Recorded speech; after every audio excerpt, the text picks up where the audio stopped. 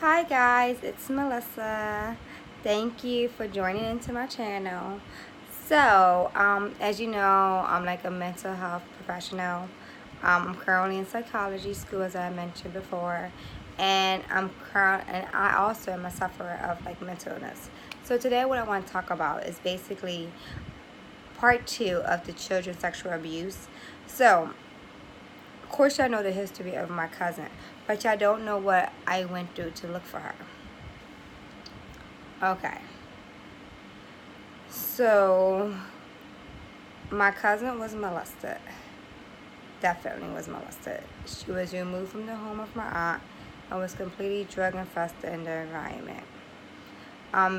Look at part one, you kind of get an understanding of what's going on. But anyway, this video is about me finding her. So basically, I wanted to look for my cousin. I wanted to see what happened to her. I needed clarity because my mind cannot comprehend it. You know, when you're a child and you've been violated or someone forced you to do something, whether it's another kid, whether it's another boy, whether it's another girl, doesn't matter. Your body knows when something is off.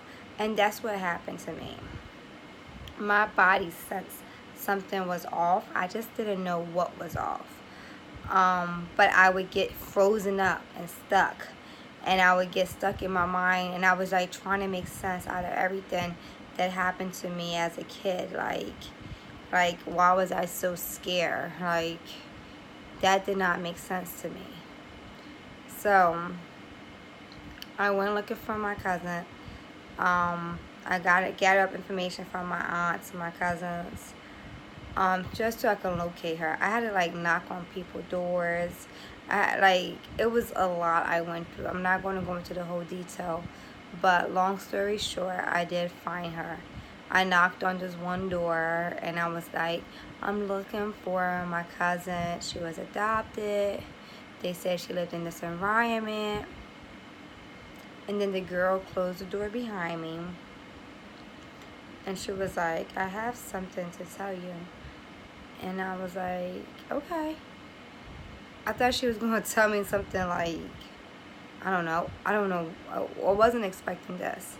She was like, she committed suicide. And I'm like, suicide? I was like, when did this happen? She was like, in '03. So, mind you, '03 is when I graduated high school. That's over 10 years ago. I'm like, shit. I just completely lost it, started crying and crying and crying. Just could not make sense out of everything. It was just, I just could not. Like, it was too much for me to handle. It was too much for me to process. It was too much for me to make sense. It was just too much, period. I drove myself crazy. I drove my family crazy. My relationship broke up. Like, I went through a deep depression, anxiety, OCD. Like, it was bad.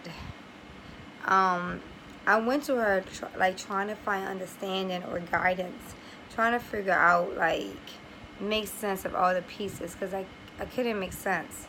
For so long, I blamed myself. For so long, I carried that guilt. For so long, I carried that shame. I'm like, they talk about adults and stuff like that, but they don't talk about the trauma. See, when a kid is molested or touched or whatever the case may be, they continue their behavior, especially when they're younger, because they don't have language.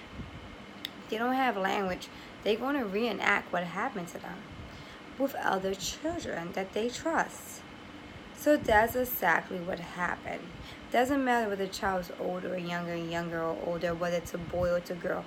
See, the child that's basically being had assaulted don't comprehend what happened. So they keep reenacting it and reenacting it and reenacting it. And that's exactly what she did. She did it with me. She did it with her sisters. And who else knows who else she did it to. She was trying to make sense out of what happened to her. And if it caused this much turmoil to me, I can't even imagine how much turmoil she was going through. So she committed suicide.